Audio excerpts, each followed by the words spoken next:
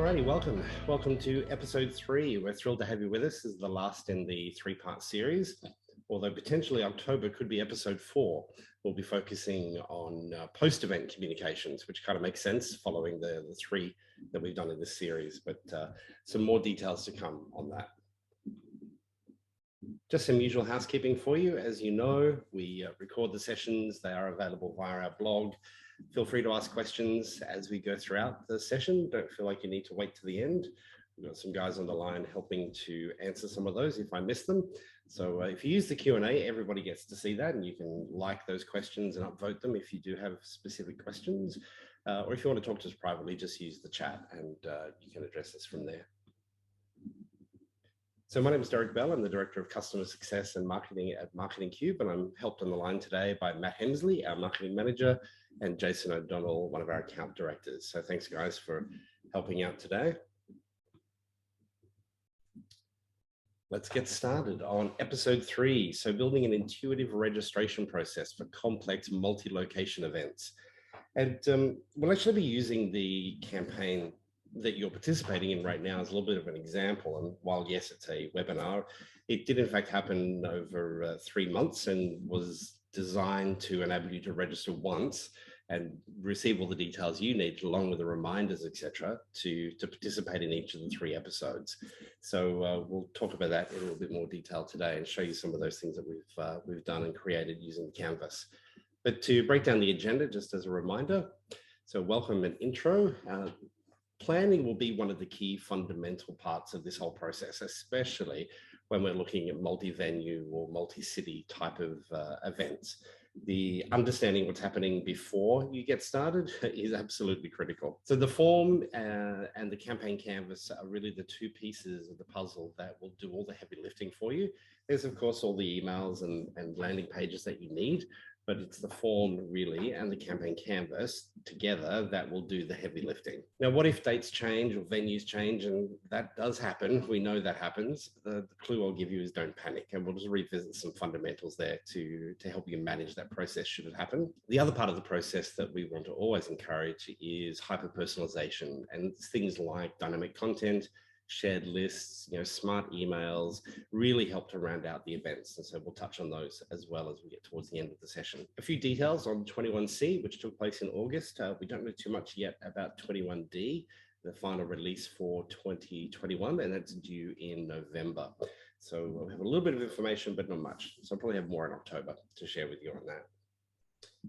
But as a part of that welcome process, we always like to share with you a little bit of attribution, and it really becomes quite beneficial when you start to think about attribution with these big events that you're running.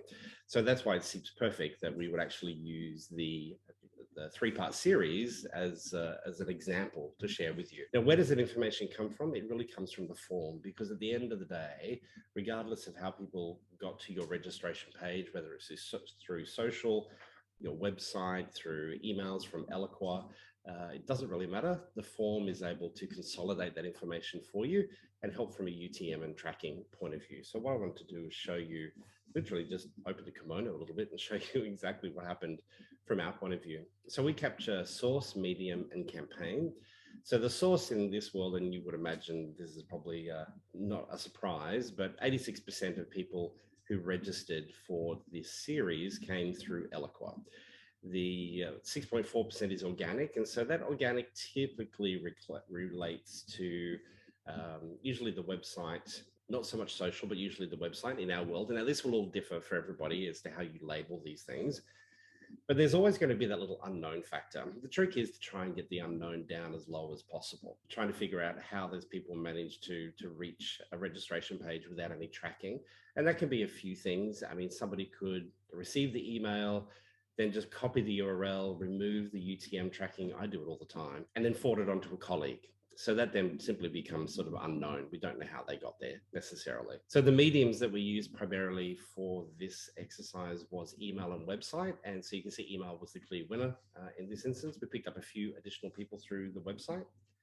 But again, all of this information is available through the form. As long as you set it up correctly beforehand, then the form can reveal this information to you. Now, the other piece that's interesting is looking at it from a campaign level, or even actually down to the email level. So as most of you will be aware, we send you 2 invitations. So if you miss the first one or don't register, we'll send you a second one. Now, in our world, we have 3 emails because the second email that goes to people is slightly different for those who opened the first one versus those who did not open the first one. So there are actually 3 emails that go, but any one individual would only ever receive potentially 2. So you can see the conversion rate based on those emails. Now, this fluctuates for us from month to month, but the initial invitation obviously is the clear winner. The second invitation certainly brings home some conversions, and there's obviously merit in doing the third one. Should you do a fourth one? Completely up to you as to how you want to do that. But I suppose by the time we get to the fourth one, you need to appreciate how many emails the people would have opened previously, and just think that through in relation to the messaging and the language that you might use. But again, just open the kimono and share some of the information with you.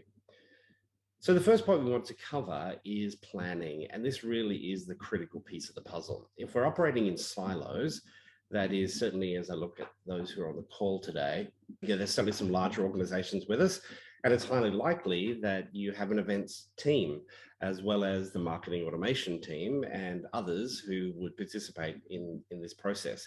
So if the size of the team is big, we need to make sure that the people making the decisions as to how this is all going to work have an understanding and an appreciation of Eloqua and exactly what Eloqua can do. Now, from your point of view, most of you on the call today are obviously marketing automation experts. A couple of tips I would give you before you embark on too much preparation. And it really is those first 2. You really need to have dates confirmed and venues confirmed before you start making lots of assets. Because if you've got multiple venues and multiple locations and multiple dates, there's a lot of assets that you're going to have to build in order to make that happen. So the last thing you want to do is to build out, 4 or 5 or 6 emails per venue, then to only have, venues change, for example. My general tip is with anything like this, certainly from an event point of view, is focus on your initial invitation for each venue. If it's different, that is, get the first one down, do that maybe before dates and venues are even confirmed, but get that down. But don't start to duplicate and copy those assets to make all of the other emails and invitations that you need until you actually have those event dates and venues locked down, because you'll just make a whole bunch of work for yourself that could be saved and spent doing something more productive. Now, once you begin to design the registration experience, there's a few things that we need to think about. We need to think about your channel strategy. How are people actually going to be able to register for the event? Is it purely by email? Will they come to your website and click on a link to reach a microsite where they can register? Will there be social posts and maybe paid social posts that you're doing? And so how's that going to work? And think about that also from an attribution point of view, making sure you've got your bases covered there. Also, you need to determine how many times you're going to invite people to attend. So as you saw with our example, it's a maximum of 2 times that we invite people, but we have 3 assets in play to make that happen. Then the reminders. How many reminders will you send people? So keeping in mind, there's basically 3 groups of communication. There's the invitation emails. So I always refer to invitations. Invitations are sent to people who have not registered. Reminders only go to people who have registered. I just find it gets a little bit confusing when you start talking about an invitation as a reminder to register. This gets a little bit confusing from a naming and logic point of view. So how many reminders will you send to people? And also think about the lead time. So if somebody registers 2 months out from the event, how many reminders do they get versus somebody who registers a week before the event? How many reminders do they get? So you need to sort of think those things through and map those out. Is SMS and text messaging an option? Are you going to run through those with people, invite people to provide a mobile number at the point of registration, ask them if they'd like to receive an SMS communication? And some of you today would have received an SMS communication for this event. So hopefully that was helpful. Any questions that you're going to ask on the registration form, you want to try and lock those down as early as possible so that you can really get that form built and think through what other questions you might use, and also think through progressive profiling. If it's a big event, which is what we're talking about today, there's likely going to be hundreds, if not thousands of people that you might be inviting. So it's a perfect opportunity to think through how we can enhance the profile information that we have of those particular people. So have a think through that and determine which would be the best approach. So let's focus a little bit on that multi-channel type of strategy and how people are actually going to register for your event. So the sooner you can get some clarity around that, the smarter you can be in the way that you build out the campaign. So the examples here, I've just identified 4. So email probably would be the number 1 channel that you would use, followed perhaps by your website as well. So you might use your website to promote the event. Then also looking at LinkedIn and maybe even Facebook, depending on your audience and where they play. But keeping in mind with social, you've really got 2 constructs there. You've got individuals within your team potentially posting to their own personal profiles. Then you've also got the company page that you can post to. And actually, I suppose there's 3 really, because then you've got the paid components as well. So you may run paid campaigns where you invite people to register. Now, if it's a multi-venue event like we're focusing on today, using the social environment to have people register for what could be multiple sessions, etc., is probably a little bit limiting from LinkedIn and Facebook. The forms are not that smart. They're pretty rudimentary in the way you can ask questions.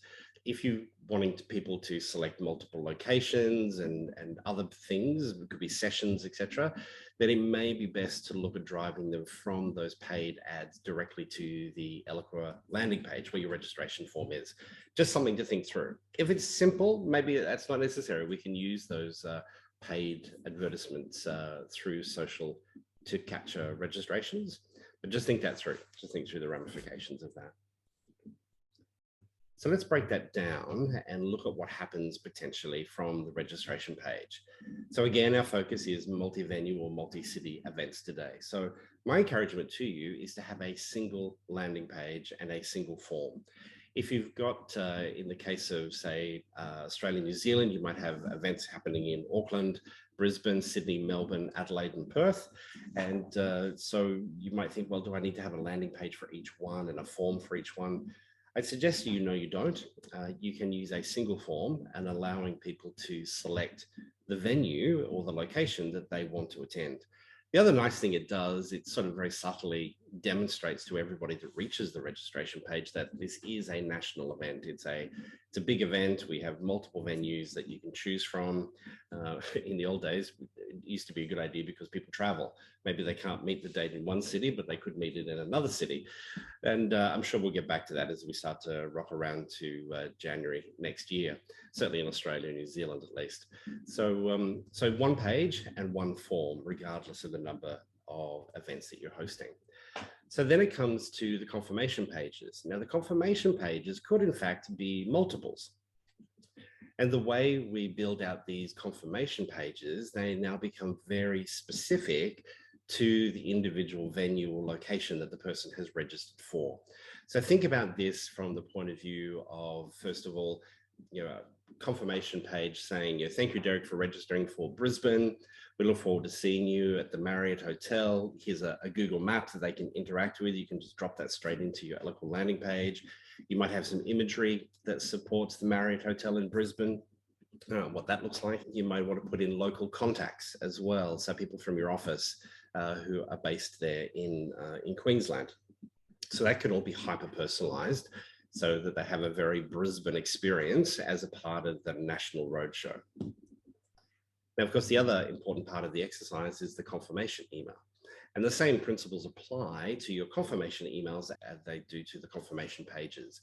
So those confirmation emails, some people would ask the question, well, can I use dynamic content to have one email and just have all my dynamic content in there? Well, yes, you can, but remember, in order to drive dynamic content, you need to have the data available on the Eloqua contact or on a custom object. And depending on the size of the event, maybe a custom object is something that you would use. And well, that's okay, that makes sense. Well, then you could do dynamic content. Simply giving people an option to choose a value in a form and collecting that value isn't enough to drive dynamic content, okay? You need to make that decision earlier rather than later as to whether or not a custom object would be helpful. Personally, I probably wouldn't go about creating a custom object purely for the purpose of having one confirmation email that I could then drive dynamic content on. That the time involved is probably about the same. So there's no real advantage to doing that. But there may be other variables to consider as well. So I'll just give that to you as a tip. So the next part of the exercise is designing the experience now. What's it going to look like and what's the canvas going to actually deliver? Okay, so my advice to you in relation to looking at the canvas design is to really think through the experience you're wanting to deliver. So step back from the technology for a moment, think about it a little bit more strategically. And essentially, when it comes to a large multi-venue type of event, there are kind of 3 or 4 stages. The first one is all of your invitations. How are you going to drive people to your registration page? The next part of the experience is for those people that reach the registration page and then register, we need to get the confirmation emails to those people. And we need to get the right confirmation email to the right people based on the information they've given you in the form. And you also need to think through time as well. So time can be a variable here. Again, someone that registers 3 months out versus somebody who registers a week before. So we need to think through those variables and potentially be in a position where we can control the delivery of confirmation emails and then flowing into reminder emails, etc. And of course, that then becomes the next step, which is the the reminder emails to get people to actually attend. One thing to register, it's another one to get them up off their chairs from work or to log in or whatever it might be, and have them come along to your venue or to log into the webinar. The more thinking we can do beforehand makes the canvas design a lot easier as we go into the process versus having to constantly edit and adjust and make changes as we move through. So I'd suggest to you that it could look something like this. So first canvas would be all about your invitation emails. The second canvas, and we would use the add to campaign from a form processing step. So first canvas, emails go out, inviting people, driving them to the registration page with the form. And then one of the form processing steps, which there'd be multiples, would push people to a particular campaign, which is the campaign canvas that holds all of your confirmation emails based on the various locations that you're offering people. Then from that canvas, canvas B, the final step on that canvas is to use the move to campaign element to push people onto the canvas C, which is the one that is going to deliver all of the reminder emails. Okay, so one tip I would give you in relation to canvas B especially, which is to make sure you select on this canvas the ability for Eloqua to allow people to enter the campaign more than once. Now, the reason for that is more about human behavior than it is anything else. People will receive confirmation emails. They may not use the add to calendar, they forget, but they kind of have it in their head. They know it's coming up. Then for the life of them, they can't find the confirmation email with the relevant details, the times that they've forgotten, but they have found the invitation email. So they just go back through the process, register again with the expectation that you will send them another confirmation email. Now, if by default, remember by default, that advanced option that you can see there on the canvas settings is not actually ticked. So you need to make sure you tick that option to allow those people that I just described to in fact receive a second confirmation email based on the information they submit. So just give that to you as a tip. Another tip. Solid naming conventions will make all of the difference in relation to this whole exercise.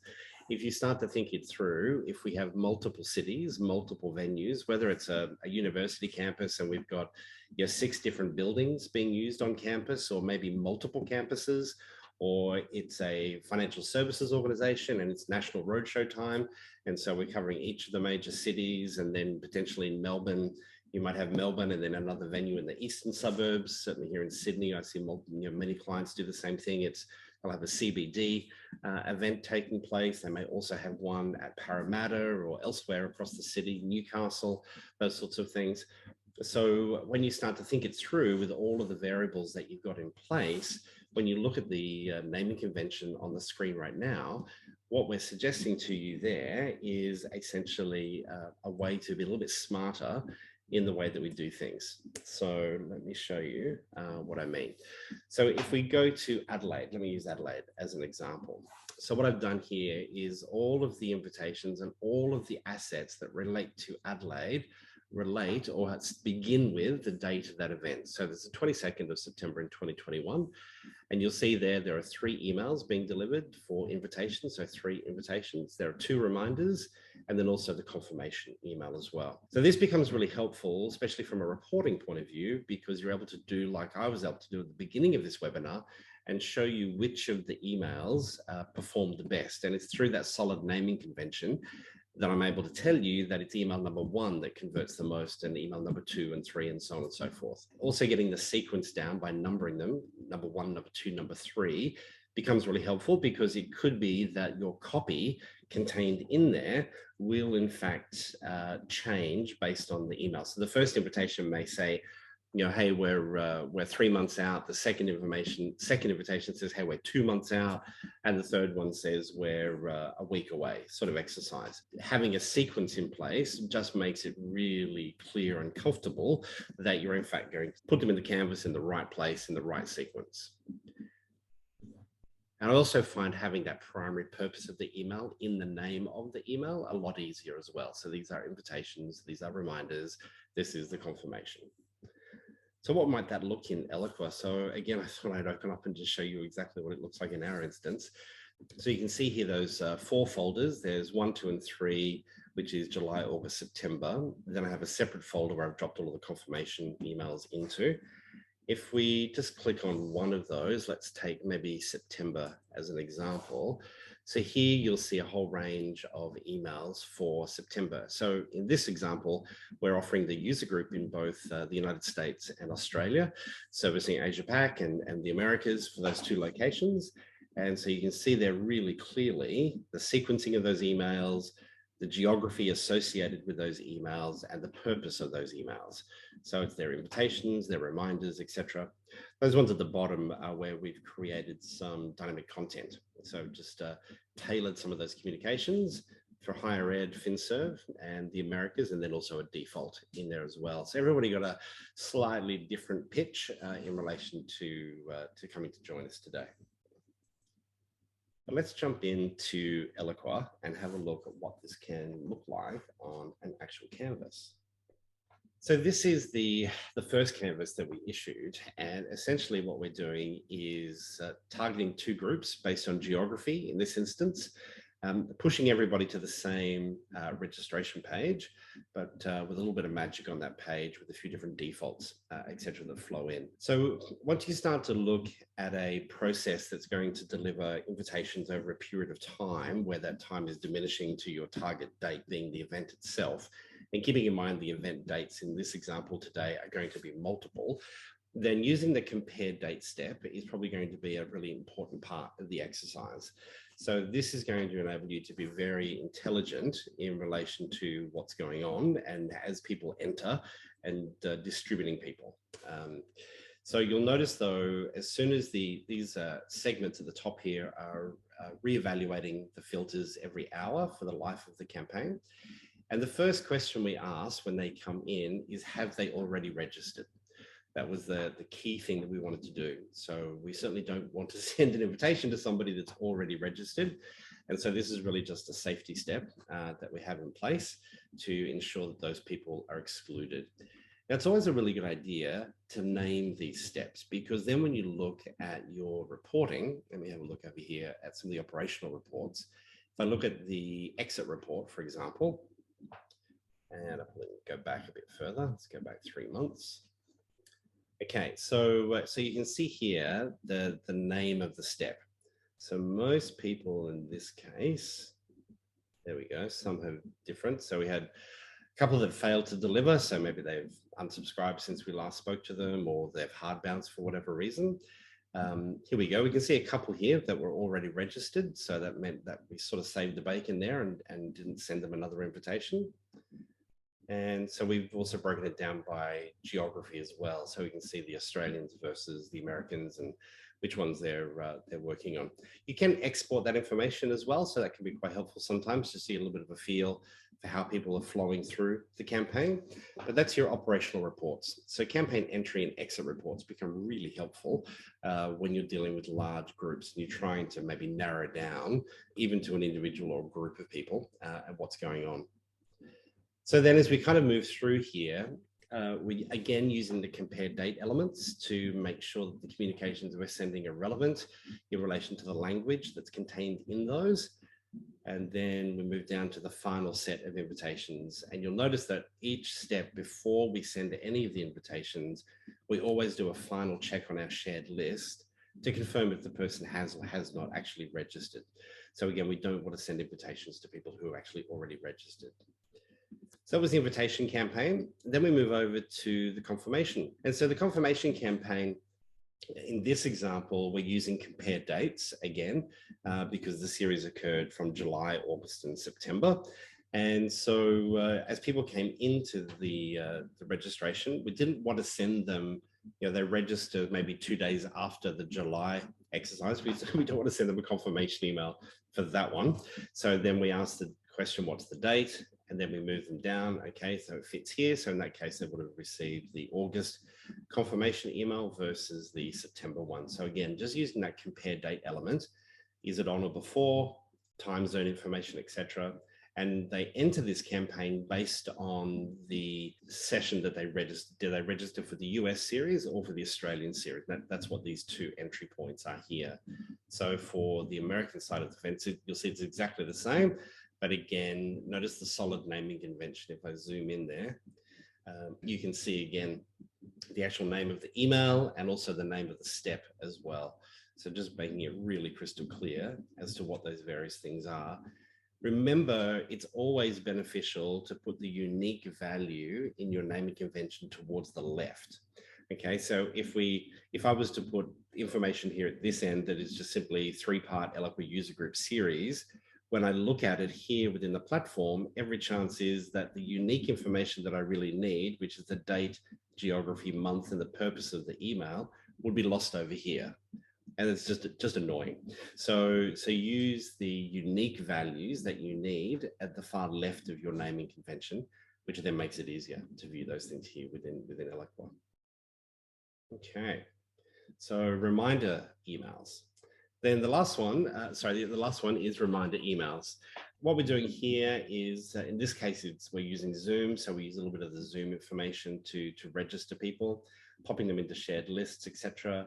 And then asking questions, again, looking at dates, again, using the compare date element becomes super critical here, because the key thing is you've got people flowing into this campaign at irregular times. You don't have control over when people arrive in the campaign. So that means you probably might want to think through things like scheduling as well, sort of to limit when reminder emails are sent. In our case, we prefer to do that during business hours.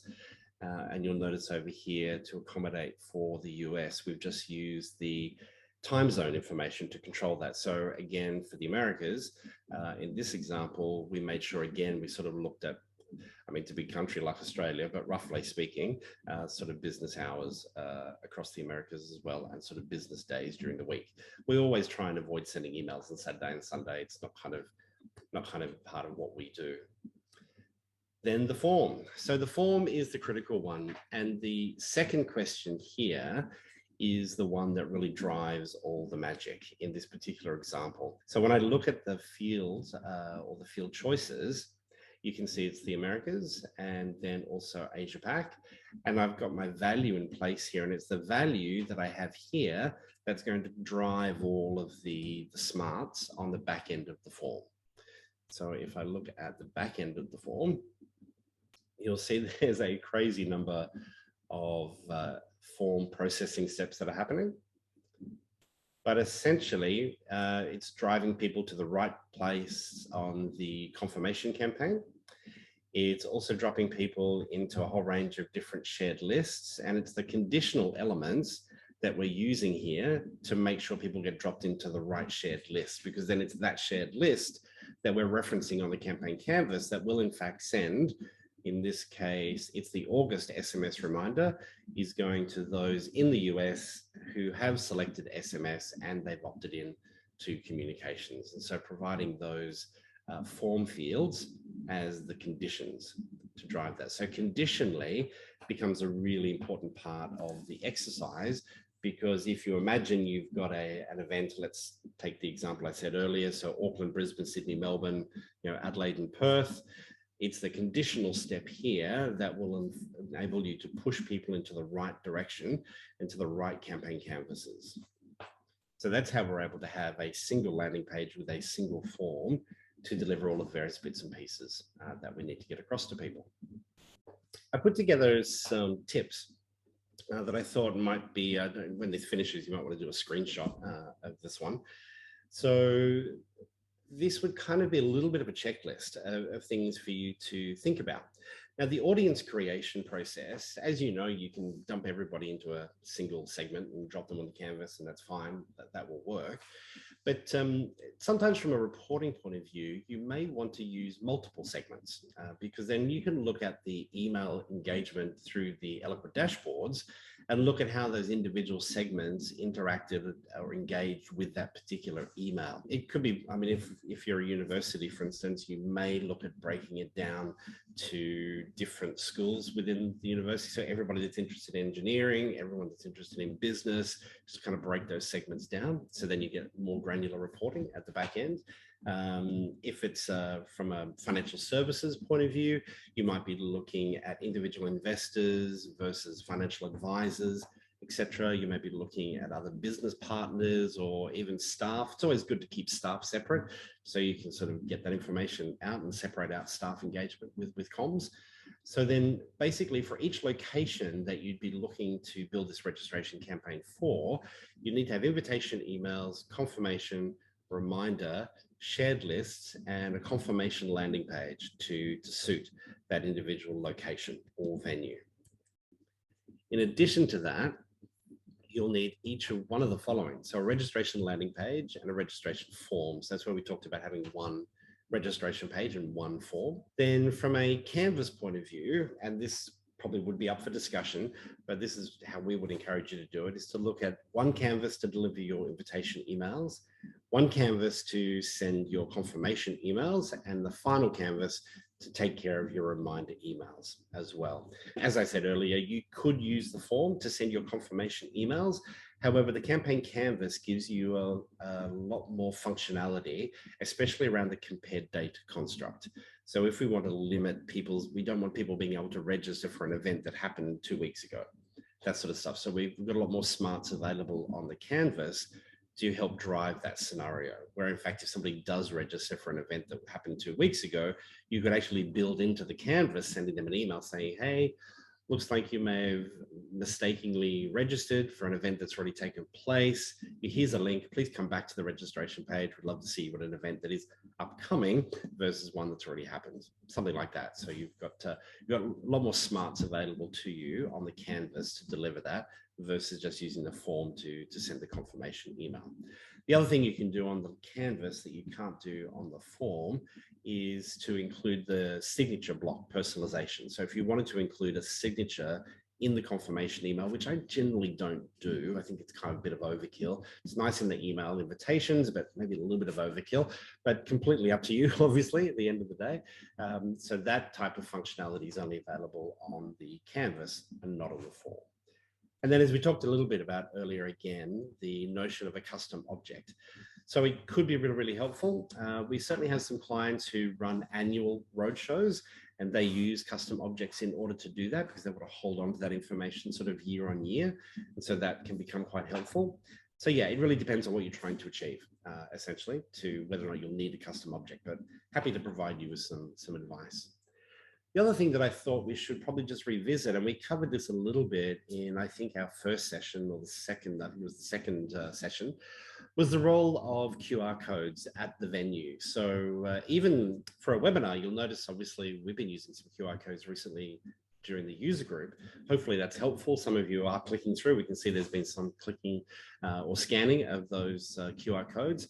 But if you think about a large venue with multiple sessions, for example, you could use QR codes on the physical location to have people scan before they go into a room. So you'll see, you see people often when I do large events or I've been to large events, they'll scan me, they'll have a code around here. So it's kind of just looking at it the other way. It would be putting a single code into on a door to a room, for example, and that could potentially take people to a form where all they do is put in their email address and that's it. And so then you can start to use forms in the back end to drop people into relevant shared lists and get some clarity around who attended, who didn't, and all that fun stuff. So yeah, have a think through further about how QR codes can help you save some time and maybe speed the registration process or checking in when people get to these big events. Okay, there is one question from Darren. Can I ask what SMS vendor you used for your campaign? Yes, you can. And the name escapes me. Jason, I think Jason's on the line. Darren, Jason can probably answer that question for you. Burst, there we go. Thank you, Matt. So Burst SMS is the organization that we use to deliver our SMSs. So we have a Marketing Cube built app that does that. And then our provider, SMS provider, is Burst SMS to deliver that. So an offer to you, if you're looking into 2022 and starting to think about large events like this, whether it's open days for universities. We've had some tremendous success with some of the universities over the last 18 months with open days. Each university has done it quite differently, but it's been awesome is what it's been. It's been quite phenomenal in relation to what they've managed to achieve. So regardless of higher education, financial services, manufacturing, whatever your industry is, I think we're hopefully going to be returning to more of these types of events. So if you need a hand or you have any questions, you can contact us via that QR code.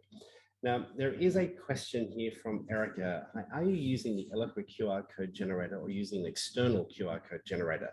So Erica, I'm not familiar with Eloqua having a QR code generator per se, but there are many ways you can create a QR code generator. I personally am using a product, which again, I'll have a look here in a minute and I'll give you the name of it. But if you're using Chrome, you may have noticed Chrome made an enhancement to their browser only several months ago, maybe 2 or 3 months ago, I think it was, where if you're looking at the URL, there's a little icon at the very end, the far right end of the URL window or field. And if you click on that, it will automatically create a QR code for you of the URL that you're looking at. So if that's your Eloqua landing page and you're viewing it in Chrome, then you can just click on that and it will automatically create a QR code for you. Now, because it's Chrome, when it creates it, it does put a little dinosaur, which I never quite understand. But anyway, you put a little dinosaur in there. So I don't use that one because I don't want dinosaurs sitting in the middle of my QR codes.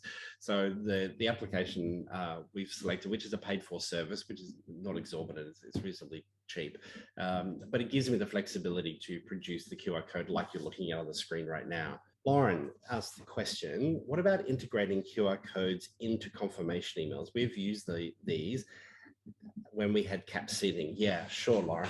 So the team at Marketing Cube, our support team, have done some pretty funky things. And I know it's been primarily at this stage, I think, with some of our higher education clients, where they have produced unique QR codes following registration, which then get communicated out to the person via email, etc.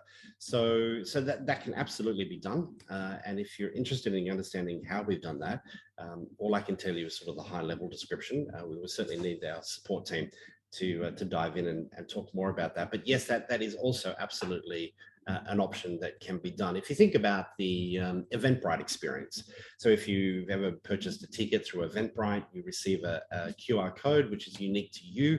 And then when you rock up at the event, the host of the event can use their smartphone to scan that QR code, and they have an entire application that records you as then obviously having attended that particular event based on the unique QR code. So what I was suggesting earlier was kind of flipping it around the other way. It means that as people arrive at a door to go into a particular room, for whatever case it may be, they all scan one QR code. we ask them to then pop in their email address, and that's how we record that individual having been there. So that's a fairly easy, quick way to do things. Obviously, doing it the other way around to create unique QR codes for individuals requires a little bit more effort and time, but absolutely, it can be done. Oh, there. Thanks, Matt. Yeah, Matt's just popped it in there. It's called qrcodegenerator.com. So it's qr-code-generator.com. Thanks, Matt. He's just popped that in the chat window for everybody so you can see that. But yeah, I find their product quite cool. It gives me a range of options, and from a branding point of view, you can control colors and all that sort of stuff as well, so you can sort of keep it on brand. Okay, so that horrible question when you get to work on a Monday morning at 9 a.m. and the marketing director or the sales director or whoever it might be says things are shifting, things are changing. Okay, so before you have a meltdown, because you're sort of partway through your building process, let me take you back to remember some of the fundamentals of Eloqua before we go too much further. So if your campaign has in fact launched, now we can't, there's no point changing assets that have been sent. So if emails have been sent, there's no point changing them. However, if your campaign is dynamic and people are still entering the campaign, well, yes, you can still edit those emails and also edit landing pages. Now you can edit emails and edit landing pages and also edit forms without having to deactivate the campaign. All you'll get is a message from Eloqua when you do those edits saying, hey, hang on a minute, this asset is part of an active campaign. Are you sure you want to make the changes, yes or no? And so generally you're going to say yes. So that means you can do those updates, make those changes that you need without having to actually deactivate the campaign itself. Okay, that'd be my first tip, first thing for you to understand. Then on the campaign canvas, as you saw, once you have multiple streams going on, you'll end up with people in all sorts of different locations on that canvas. Now, remember, you can move people, okay? So the way we do that is, first of all, you'll see the little number. So this function enables you to actually remove or add, move people. Okay, here, let's grab these two here. So that's two people that for some reason weren't able to progress. In this case, yeah, it was a resend.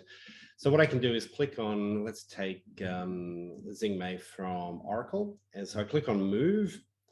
And then what happens is the canvas pops up in front of me. The area that's grayed out shows me where that person was.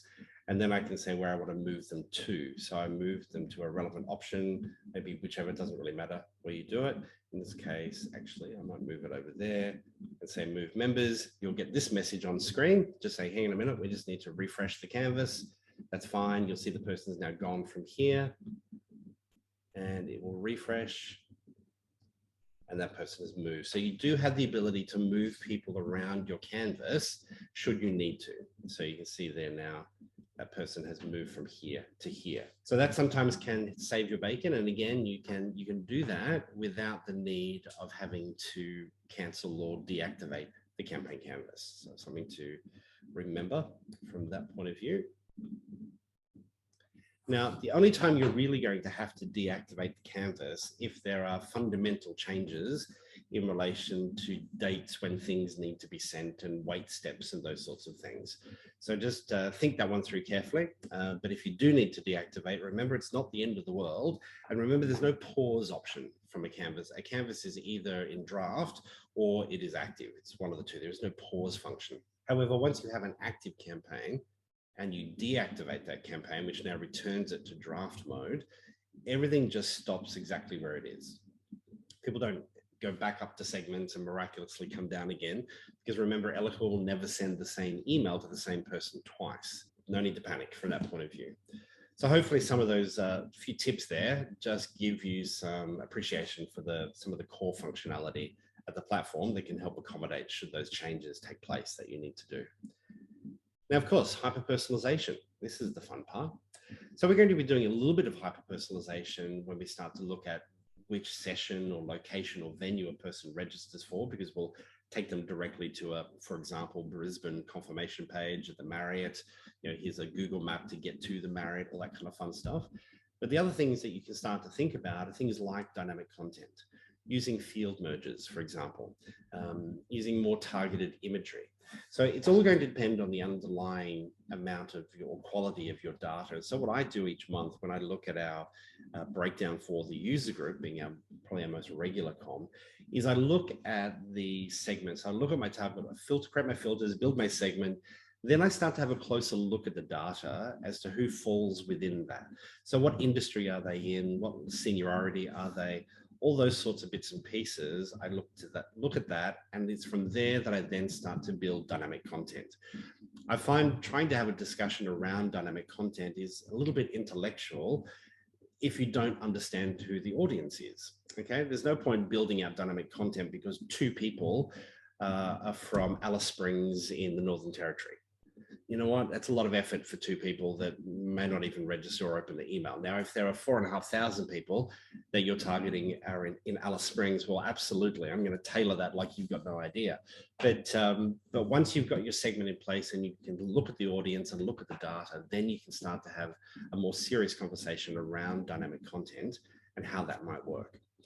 So field merges, remember field merges can be adjusted. So if you're looking at multiple geographies, for example, it could be down to little things around greetings. You might have dynamic content that has greetings covering multiple languages while your communications may be in English. It's always nice to be able to greet somebody potentially in their native tongue. And if you know that particular person is in a particular country, maybe it's in the Philippines, maybe it's in New Zealand, Australia, wherever it might be, maybe that's something you can do just to personalize your comms that little bit further than perhaps how you're doing it today. So the components really are the key part of that whole exercise. So let me show you an example. If we look at emails, and this one here. So there's a webinar we're hosting, which some of you will certainly receive an invitation to, which is with our good friends at On24.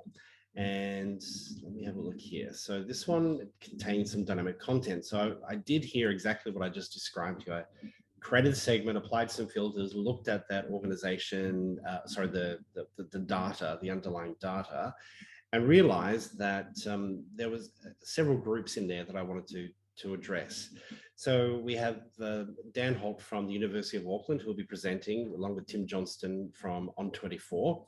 And I knew that there would be a group within that body who are from universities. So I could just send the whole thing here, but I thought, so this is kind of the default that you can see here. Then here, what I wanted to do was I really wanted to pull out for our other university prospects and other organizations we're talking to, that we will in fact have somebody from a university speaking. And I just felt that would resonate and potentially be of greater interest to those people within those different organizations. Then another one we played with, looking again at the data, was financial services. And so here we just talked a little bit further about the value of these types of technology, looking at different events, etc., and so on and so forth. And then I think up here as well, we've adjusted this one. So for our New Zealand friends, we greet them with kia ora, versus everybody else at this stage, which is hello in English. So just a few little things like that you can play with from a dynamic content point of view to personalize or to hyper-personalize. Very subtle. You can be more subtle or you can be more overt depending on what you wanted to do. Swap out imagery, potentially make it industry focused. All of those things can be driven by dynamic content. So you can have a lot of fun with that, but my key advice to you is to always focus on the data that you've got and then make the decision around what you're going to do from a personalization point of view. Alrighty, so what is coming and what can we look forward to? So all of us are live at the moment on 21C. These are the key things that have happened. Has anybody have a chance to look at the new email performance dashboards? There's been some enhancements there, a little bit more information to show you. You'll find updates in the Help Center as well as to what those changes are in more detail. If we've got any geeks on the line, certainly API changes can make things a lot easier and a lot more powerful. The other key thing that they talked about in 21D, which is going to be a limited release, will be native SMS functionality within the platform. So something to think about. As I said, though, it looks like it's probably going to be a good 6 months before anything like that is generally available. But apparently we get a sneak peek of that in 21D, which you need to actually request access to. So if you've got any questions about those things, please let us know.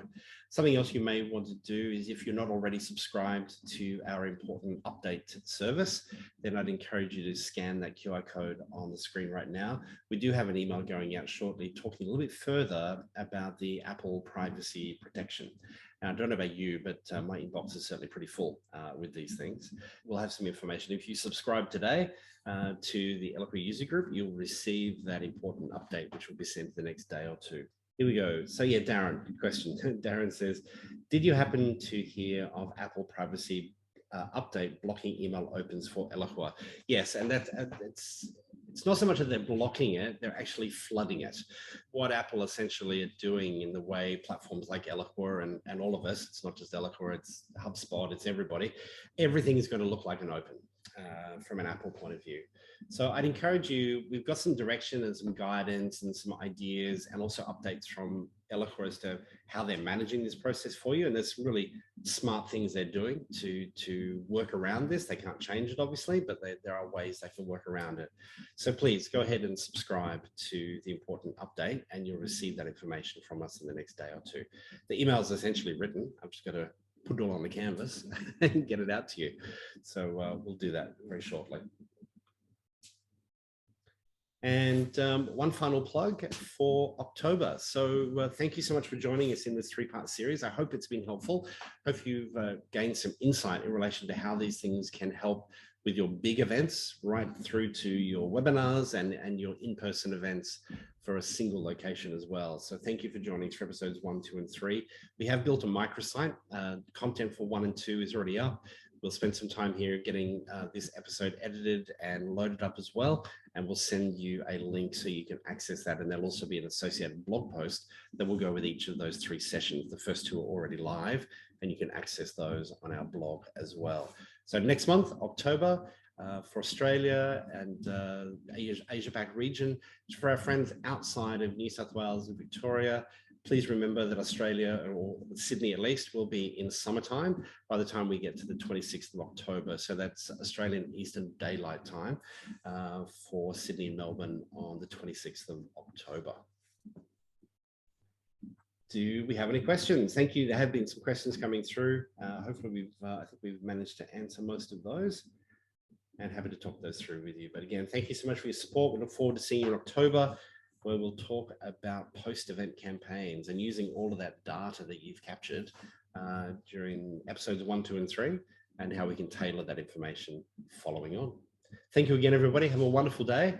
And maybe by the time we catch up next month, most of us will be out of some sort of a lockdown, which will be great news. Thanks, everybody, and have a great day.